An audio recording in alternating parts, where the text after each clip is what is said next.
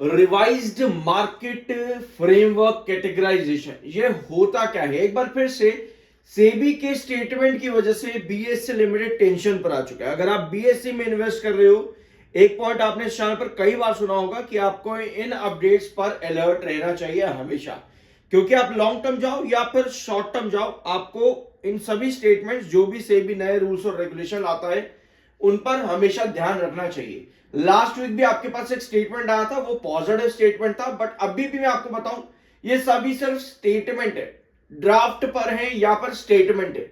Kumar said that the exercise is complex as SEBI has to balance broader capital formation। भैया ये किस बारे में बात हो रही है, पहले तो हमें ये बताओ।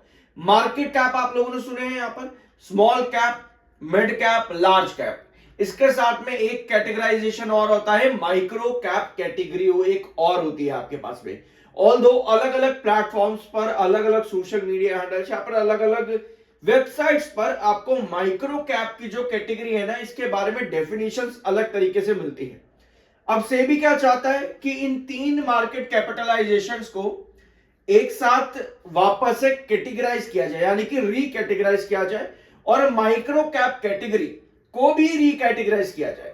सम people suggest a micro cap category, but recently you would have seen that we had to intervene in one micro cap। Micro cap वही चीज जो मैंने अभी आपको बोला कि अलग अलग डेफिनेशन सबकी है। माइक्रो कैप क्या होता है? अब माइक्रो कैप को एक के अंदर, एक डेफिनेशन के अंदर लाने की जरूरत है। इसके अलावा रिसेंटली मोतीलाल ओसवाल एएमसी ने अनाउंस किया था कि अब ये निफ्टी माइक्रो कैप 250 इंडेक्स में नए इनफ्लोज नहीं लेकर के आएंगे। ठीक है, ये स्टेटमेंट दिया था और कंसल्टेशन विद सेबी यहां पर बात भी करी थी। तो मार्केट कैप के लिए डेफिनेटली अब यहां पर कुछ ना कुछ देखने को मिल सकता है।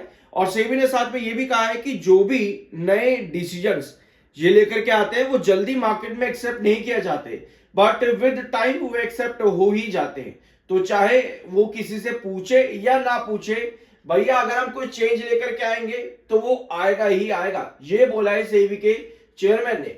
SEBI chief pushes back on exit only IPO narrative, cites moderation in OFS share। OFS आप लोगों को पता ही होगा क्या होता है, जैसे कि IRFC लिमिटेड, उसका OFS काफी टाइम से नहीं आया है, ऑफर फॉर सेल भी इसको कहते हैं। और IPO नैरेटिव क्या होता है असल में? IPO नैरेटिव को लेकर के ये स्टेटमेंट है कि IPOs में जो भी आपके इन्वेस्टर्स होते हैं, इनिशियल इन्वेस्टर्स जो IPOs के अंदर आते हैं, वो मार्केट में लिस्टिंग करते हैं एग्जिट करने के लिए। तो ये जो नैरेटिव है आईपीओ लाया जाए एग्जिट करने के लिए, इस नैरेटिव को सेबी जो है वो हटाना चाहता है। तो इस रीजन की वजह से ये एक स्टेटमेंट आपको आईपीओ और ओएफएस के ऊपर भी दिख रहा है। और ओएफएस पर इनका कहना है कि ओएफएस पैंडेमिक टाइम के बाद से मार्केट के लिए बहुत बढ़िया एक टूल रहा है एक तरह से। तो ये स्टेटमेंट पॉजिटिव है। आईपीओ को लेकर के कुछ चेंजेस आ सकते हैं, जैसे कि आपका क्या कहते हैं उसको, जब एक महीने के बाद आपका जो इनिशियल इन्वेस्टर्स होते हैं वो एग्जिट स्टार्ट कर देते हैं, उनका लॉक इन पीरियड खत्म हो जाता है, तो शायद वहां कुछ चेंजेस इसमें आए। बट अभी ये सब चीजें विद स्टेटमेंट है, ड्राफ्ट है, कोई फाइनल स्टेप यहां पर अभी नहीं लिया गया है। अपार्ट फ्रॉम दिस, मार्केट के लिए टेंशंस और अनसर्टेनिटीज जो बनी हुई है वो है मिडल ईस्ट, ईरान, यूएसए यहां पर क्या करने वाला है भैया कुछ नहीं पता। ईरान कह रहा है कि पिछली बार 2024 के अंदर, 2024 में ही हुई थी ना, हाँ 2024 में तो हमारी जो है बुलेट मिस हो गई थी, ट्रंप को नहीं लग पाई, लेकिन इस बार हम अपना निशाना नहीं चूकेंगे, ये कह रहा है ईरान। अब ईरान की टेंशन अलग है जो कि पूरे मार्केट पर भी इंपैक्ट करती है। ऑल्दो एक चीज पॉजिटिव थी कि वहां पे जो प्रोटेस्टर्स हैं, उन प्रोटेस्टर्स में से एक प्रोटेस्टर को एग्जीक्यूट यानी कि हैंग करने वाला था ईरान। मतलब कि उन्होंने स्टेटमेंट भी जारी कर दिया था कि भाई इसको अब हैंग कर दो, बट यूएसए ने प्रेशर डाला, फिर ईरान ने अपने उस डिसीजन को वापस ले लिया। तो एक ये पॉजिटिव न्यूज रही मार्केट के लिए आज के दिन, जिसकी वजह से मार्केट गैप अप ओपन हुआ। लेकिन अब मार्केट में जो बीच में टेंशन आती है ना, वो इस तरह के स्टेटमेंट से आती है। तो जब भी आप ऐसे सिचुएशन में हो जहां पर मार्केट बहुत अनसर्टेन है, तो बीएसए लिमिटेड जो कि मार्केट के साथ काफी ज्यादा रिएक्ट करता है, वहां पर आपको इस तरह की अनसर्टेनिटीज, तेजी गिरावट भी देखने को मिलती है। अपार्ट फ्रॉम दिस एक चीज आपको पता ही है कि 2720 ब्रेकआउट करके 2840 आपका बीएसई लिमिटेड चला गया था, आज वापस से वही टेंशन बनी है बीएसई लिमिटेड में।